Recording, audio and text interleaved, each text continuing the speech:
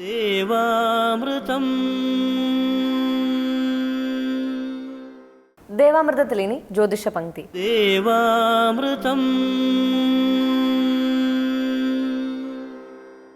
ഇന്ന് 1192 ആണ്ട് കുംഭമാസം 5-ാം തീയതി, അതായത് 2017 ഫെബ്രുവരി മാസം 17-ാം തീയതി.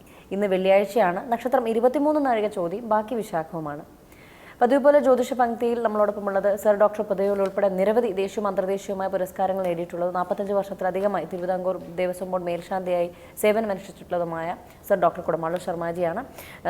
നമ്മൾക്ക് വന്നിരിക്കുന്ന കത്തിന് മറുപടി പറയുവാനും പരിഹാര മാർഗ്ഗനിർദ്ദേശങ്ങൾ നൽകുവാനും ഒപ്പം ജ്യോതിഷ ശാസ്ത്രത്തെക്കുറിച്ചും ജ്യോതിഷ ലോകത്തെക്കുറിച്ചും നിരവധി കാര്യങ്ങൾ നമ്മളുമായി പങ്കുവയ്ക്കാനും ഒക്കെ അദ്ദേഹത്തെ നമുക്ക് ഇന്നത്തെ അധ്യായത്തിലേക്ക് സ്വാഗതം ചെയ്യാം. നമസ്കാരം ശർമാജി. നമസ്കാരം. ഇന്നത്തെ കത്തിലേക്ക് പോകാം. ബഹുമാനപ്പെട്ട കുടമാളൂർ ശർമാജി സർ, ഞാൻ രചിതയാണ് എഴുതുന്നത്. ദേവാമൃതം പരിപാടി സ്ഥിരമായി കാണാറുണ്ട്. എൻ്റെ മകൻ്റെ കാര്യം അറിയുന്നതിലേക്കാണ് ഞാൻ കത്തെഴുതുന്നത്. ഗ്രഹനില ഇതോടൊപ്പം കൊടുക്കുന്നുണ്ട്. രേവതിയാണ് അവൻ്റെ നക്ഷത്രം. അതിൻ്റെ 4-ാം പാദമായതിനാൽ ഗണ്ഡാന്തം എന്നൊരു ദോഷമുണ്ടോ? അങ്ങനെ ദോഷമുണ്ടായാൽ പരിഹാര മാർഗവും അവൻ്റെ ജീവിതത്തിൽ അത് ബാധിക്കുമോ എന്നും അറിയണം. അവൻ്റെ വിദ്യാഭ്യാസത്തെക്കുറിച്ചും അറിയണമെന്നുണ്ട്. പേര് ആകാശ്, വയസ്സ് 4, മറ്റ് ഡീറ്റെയിൽസ് കൊടുത്തിട്ടുണ്ട്. കത്തിൽ സൂചിപ്പിച്ചിരിക്കുന്ന പോലെ ഗണ്ണാന്ത ദൃഷ്ടി യോഗവും ഗണ്ണാന്ത ദൃഷ്ടി ദോഷം ഇതിന് 4-ാം പാദത്തിലുണ്ട്. അത് കൂടുതലായിട്ട് അതിനെപ്പറ്റി വിശകലനം നടത്തി കഴിയുമ്പോൾ അത് വിദ്യാഭ്യാസത്തെയും കുട്ടിയുടെ ആരോഗ്യത്തെയും ദാമ്പത്യബന്ധത്തെയും മുന്നോട്ടുള്ള ഭാവി ക്ഷേമ ഐശ്വര്യാദികളെയും ഒരു പരിധിവരെ ഈ ഗണ്ണാന്ത ദോഷം ബാധിക്കും എന്ന് തന്നെയാണ് പറയുന്നത്. മറ്റുള്ള ദോഷങ്ങൾക്ക് പരിഹാരങ്ങൾ ചെയ്യുന്ന പോലെ തന്നെ ഗണ്ണാന്ത ദോഷങ്ങൾക്കും പരിഹാരങ്ങളൊക്കെ പറയുന്നുണ്ട്, വിധിക്കപ്പെടുന്നുണ്ട്. എന്നിരുന്നാലും പഠിച്ച വിദ്യാഭ്യാസം കൊണ്ട് അല്ലെങ്കിൽ ഉദ്ദേശിച്ചിറങ്ങുന്ന വിദ്യാഭ്യാസം ഉദ്ദേശിച്ച ലെവലിൽ അത് പൂർത്തീകരിക്കാനുള്ള ബുദ്ധിമുട്ട് ഈ ഗണ്ണാന്ത ദോഷം കൊണ്ട് പറയുന്നുണ്ട്. ചിലപ്പം അത് തുടക്കത്തിലെ തന്നെ ആ വിദ്യാഭ്യാസം തീർന്നിട്ട് വേറെ വിദ്യാഭ്യാസത്തിലേക്ക് കിടക്കുക, അല്ലെങ്കിൽ ലക്ഷ്യം വെച്ച വിദ്യ വേറെ, കൈക്കൊണ്ട വിദ്യ വേറെ, അതുകൊണ്ട് ഉപജീവനം വേറൊരു വിദ്യാഭ്യാസം മുഖാന്തരം ലഭിക്കുന്നത്.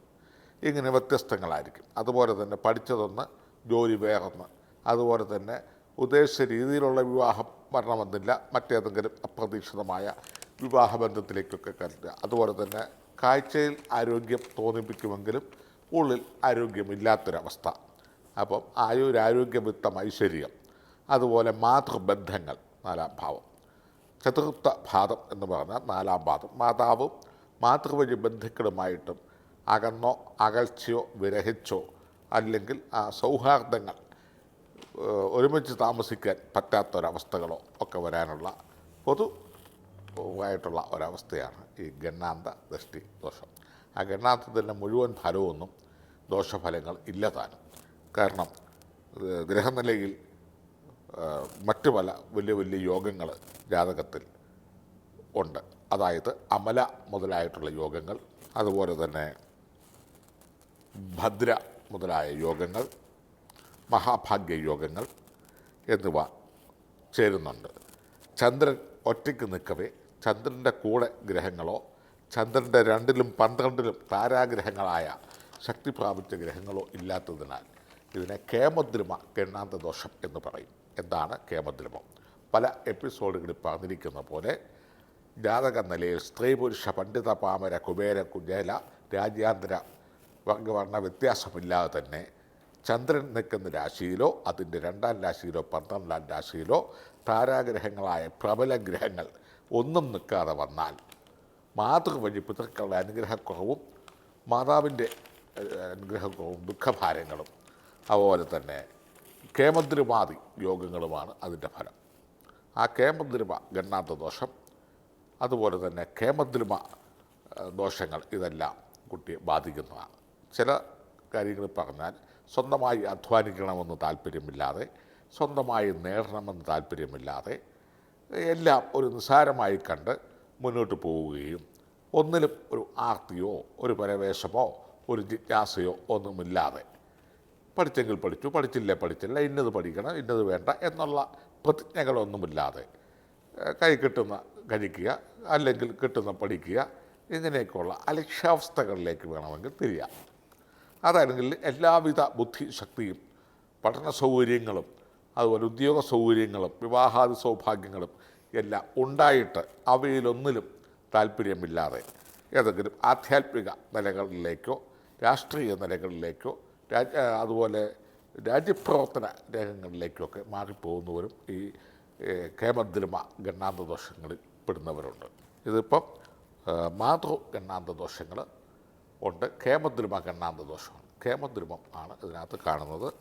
എങ്കിലും സാമ്പത്തികപരവും ആയിട്ടും വിദ്യാഭ്യാസപരമായിട്ടും ആയുസാരോഗ്യപരമായിട്ടും ഒന്നും വലിയ കുഴപ്പങ്ങളൊന്നുമില്ലാതെ സുഖമായി ജീവിക്കാനുള്ള ഒരു ഭാഗ്യം ഈ ജാതകത്തിൽ കാണുന്നുണ്ട്. ഭദ്രൻ, അമല മുതലായിട്ടുള്ള യോഗഫലങ്ങൾ, നിപുണയോഗം മുതലായ വലിയ വലിയ യോഗങ്ങളുണ്ട്. എങ്കിലും ഒന്നിലും കൂസാതെ, ഒന്നിലും വകവെക്കാതെ, ഒന്നിലും കുലുങ്ങാതെ, പാലം കുലുങ്ങിയാലും കേളം കുലുങ്ങിയാലും ഭൂമി കുലുങ്ങിയാലും ഞാൻ കുലുങ്ങുകയില്ല എന്നുള്ള രീതിയിൽ പോകുന്ന ഒരു വ്യക്തിയായിരിക്കും. എല്ലാത്തിലും അമിതമായ സന്തോഷമോ ദുഃഖമോ ഒന്നും രേഖപ്പെടുത്താത്ത സമയുക്തനായിട്ട് പോകുന്ന ആധ്യാത്മികവാദിയോ യുക്തിവാദിയോ തത്വചിന്തകനോ പൊതുകാര്യപ്രസക്തനോ ഒക്കെ ആയിട്ട് ആ ഗണ്ണാന്ത ദോഷം അങ്ങനെ മാറും. നമ്മുടെ സമൂഹത്തിൽ അപൂർവം ചില ആളുകളെ കാണാം അത്തരം. ചിലപ്പോൾ രാഷ്ട്രീയപരമായിട്ട് പോകും. എന്നിരുന്നാലും അത് കൂടുതൽ ഗുണകരമായ രീതിയിൽ ഈ ദോഷങ്ങൾ മാറുന്നതിലേക്ക് വേണ്ടി പഞ്ചപുണ്യാഹം എന്ന് പറയുന്ന കർമാനുഷ്ഠാനങ്ങൾ ചെയ്ത് ഒരു 9 ശിശുക്കൾക്ക് അന്നദാനാദികളോ മധുരപലഹാരങ്ങളോ കൊടുക്കുക.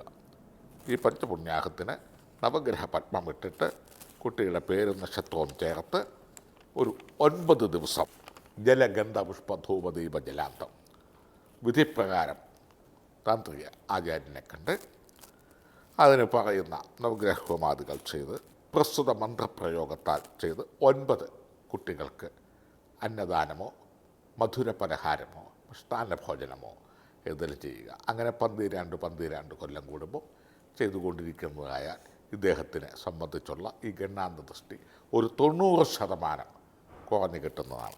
അതിന് ഉപയോഗിക്കുന്നത് ഓം ശംനോ ദേവി അഭിഷ്ടയാപോ ഭവന്തു പീതയേ സംയോരഭിസ്രവന്തുന ഈശാനഭാര്യാണാം ക്ഷയം ദിച്ചക്ഷണീനാം അപോ ആജാമി ഭേഷജം അപ്സും മേ സോമോ അബ്രവീദന്തർവിശ്വാനി ഭേഷജം അഗ്നിഞ്ച വിശ്വസംഭുവം ആപപ്രണീതഭേഷജം വരൂഥം തന്മേ മമ ജോക്ത സൂര്യം ദൃശേ. ഇപ്രകാരം തുടങ്ങി ജീവിതത്തെ ശുദ്ധീകരിക്കുന്നതായ പഞ്ചപുണ്യാഹങ്ങൾ കൊണ്ട് ഗണ്ണാന്ത അതുപോലെ തന്നെ ചന്ദ്രഗണ്ണാന്ത കേമദ്രുമ ഗണ്ണാന്ത ദോഷം നമുക്ക് 90% വരെ പരിഹാരമാണ്, മാറ്റിയെടുക്കാവുന്നതാണ്. ഇത് ആരോഗ്യക്ഷേമ ഐശ്വര്യാദികളും പൊതുപ്രവർത്തനാദികളും സമൂഹമധ്യത്തിൽ കൺകണ്ടവനായിട്ടും അതുപോലെ തന്നെ സാമ്പത്തിക ദോഷങ്ങളോ അല്ലെങ്കിൽ ആയുദോഷങ്ങളോ അങ്ങനെയുള്ള ദോഷങ്ങളൊന്നും ഇല്ല. ഈ പറഞ്ഞ പ്രസ്തുത പ്രതിവിധികൾ ചെയ്ത് എന്തെങ്കിലും തരത്തിലുള്ള ഇത്തരം ദോഷങ്ങളെ 90% വരെ മാറ്റി എടുക്കാവുന്നതാണ്. അപ്രകാരം ഉത്സാഹിച്ച മാറ്റാവുന്നതുമാണ്. ജ്യോതിഷ പങ്ക്തിയുടെ ഇന്നത്തെ അധ്യായം ഇവിടെ പൂർണ്ണമാവുകയാണ്. ജ്യോതിഷപരമായ മാർഗ്ഗനിർദ്ദേശങ്ങൾ ഡോക്ടർ കുടമാളൂർ ശർമാജിയിൽ നിന്ന് അറിയുവാൻ ആഗ്രഹിക്കുന്നവർ താഴെ കാണുന്ന നമ്പറിൽ അദ്ദേഹത്തെ കോൺടാക്ട് ചെയ്യാവുന്നതാണ്. പ്രശ്നപരിഹാരങ്ങൾ ഉറപ്പിക്കാവുന്നതാണ്.